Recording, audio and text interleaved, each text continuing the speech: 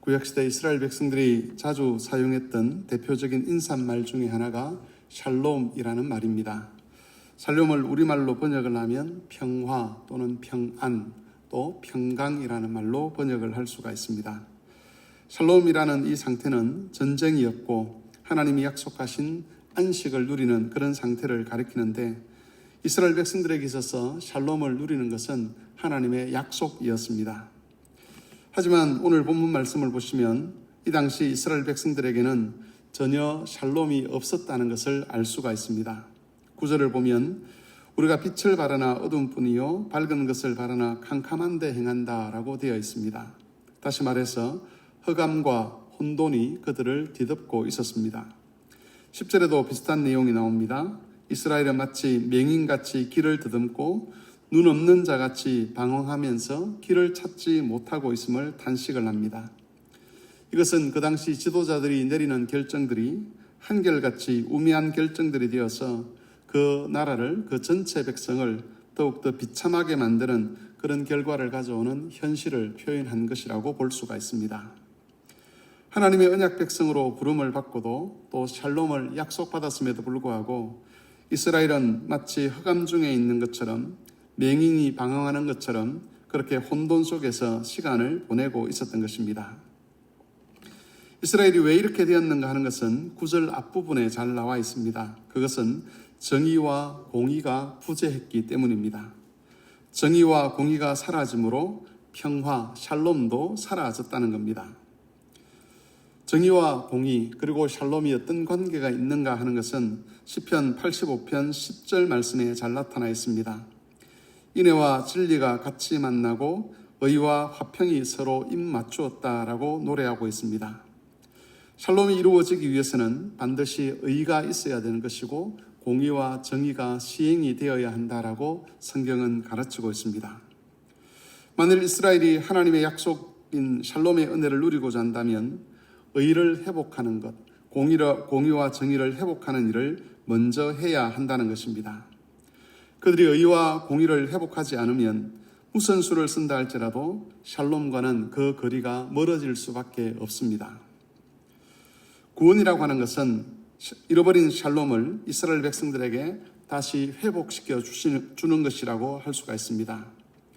여기서 우리는 하나님이 이스라엘 백성들에게 베푸시는 구원이라고 하는 것이 의와 공의를 이루는 구원이라는 것을 알게 됩니다. 이스라엘을 구원한다고 해서 하나님께서 그냥 그들에게 평화를 주시는 것이 아니라는 것이죠. 하나님이 이스라엘 가운데 먼저 하려고 하시는 일은 그들이 의와 공의를 사랑하게 하고 실제로 그 사회가 의롭고 공의로운 사회가 되도록 하는 것입니다. 좀 더 쉽게 말하면 죄와 악을 미워하고 하나님의 법을 사랑하게 하는 것입니다. 하나님을 사랑할 뿐만 아니라 이웃을 사랑하게 하셔서 하나님을 섬기듯 이웃을 섬기게 하는 것입니다.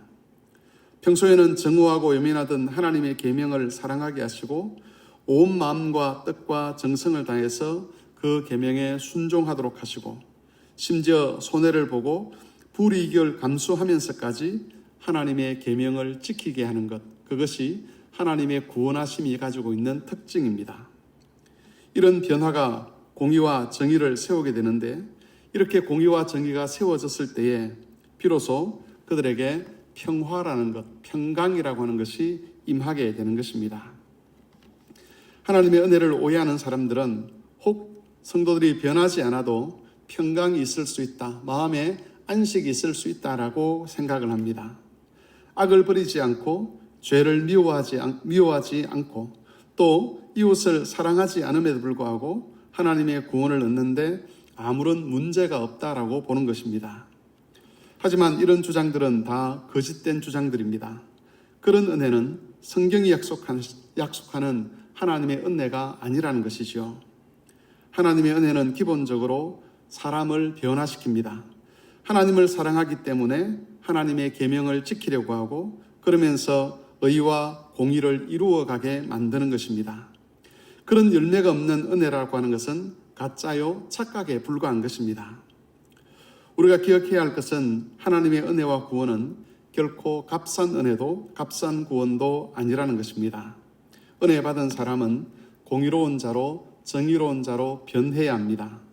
그 마음에서부터 하나님을 사랑하는 사람으로 변해야 되고, 그 마음에서부터 하나님의 계명을 사랑하는 사람으로 변해야 되고, 또한 하나님을 사랑하는 마음으로 이웃을 사랑하는 사람으로, 이웃을 섬기는 사람으로 변해야 합니다.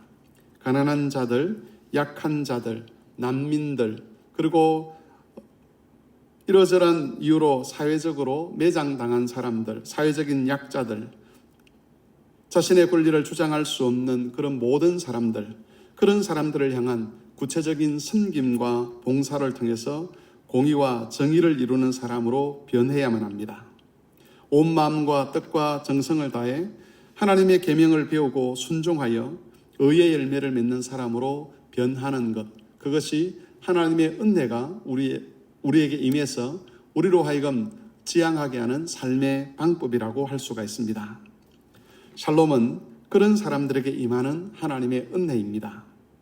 교우 여러분, 그러므로 오늘도 이것을 마음에 새기셔서 의와 공도를 이루기 위해서 헌신하시고, 그러므로 말미암아 주께서 약속하신 참 평안과 쉼을 누리는 그런 하루를 살아가시기를 바랍니다.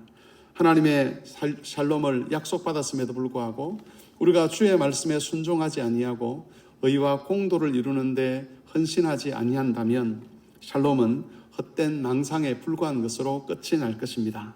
하나님께서 약속하신 그 은혜가 우리에게서 실제로 이루어져서 우리의 삶이 평안 가운데 이루어질 수 있도록 오늘 하루도 주의 의와 주의 공도를 이루어가는 모든 성도들이 되실 수 있기를 바랍니다.